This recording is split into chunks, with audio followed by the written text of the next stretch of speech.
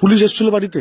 হ্যাঁ, এসে কি বললো? এসছে, হুম বলছে আপনার ছেলের নাম প্রভাস মণ্ডল। আমি হ্যাঁ, তা আপনার ছেলে মারা গেছে, হুম। আপনি দেখতে চান? হাসপাতালে আছে, দেখুন।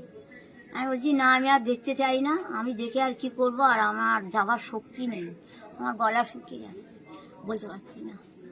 হ্যাঁ, তাই বলছে আমার যাওয়ার শক্তি নেই, আমি যাবো না, তোমরা থাকো। বলছে ও তো আই কার্ড লাগবে। তাই বলেছি দেখো আমি তো কোথায় আই কার্ড জানি না।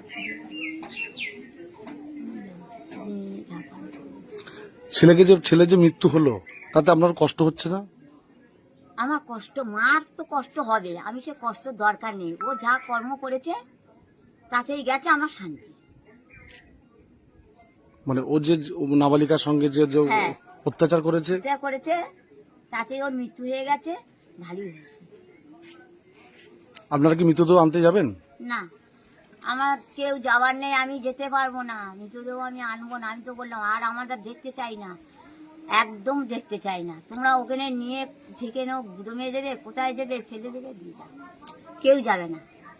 আচ্ছা, ওর আচরণে কি আপনারা কি ক্ষুব্ধ ছিলেন? মানে খুব অতিষ্ঠ ছিলেন? দেখো আমি আর ওসব কিছু বলতে পারবো না, ও যে গেলে আমাদের কথা শুনি, বিশেষ করে মার কথা যদি না শুনি, নিজে নেশা ভাঙ করে, তা আমার অত আর কিচ্ছু বলার নেই। আপনার কি নাম? সন্ধ্যা মন্ডল। পুলিশ কখন এসেছিল? এই তো এই সকাল 5:30 6টা নাগাদ মনে হয়।